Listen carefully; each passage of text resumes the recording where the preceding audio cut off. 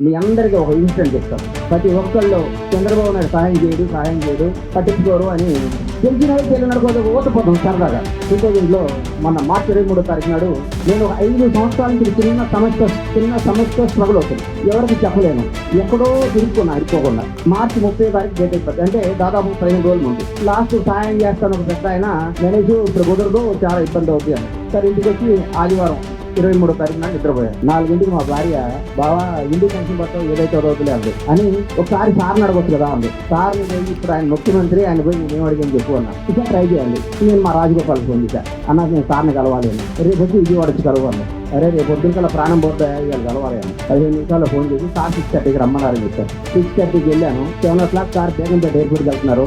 ఏం గణేష్ అన్నారు, సార్ ఇది సమస్య, ఇది ఇట్లా ఉంది, ఇట్లా ఇరుక్కోండి అంటే అని కారుకి వెళ్ళిపోయారు. ఆ కారుకి 1 minute 2 minutes నా మైండ్ బ్లాక్ అయిపోయింది. అనవసరంగా సార్ని అడిగాను అని. ఆయన దిగ్గు చెక్ పోస్ట్కి వెళ్ళంగానే కాల్ చేసి గణేష్ పరాని వ్యక్తి చెప్పాను, ఆయన ఫాలో అన్నాడు.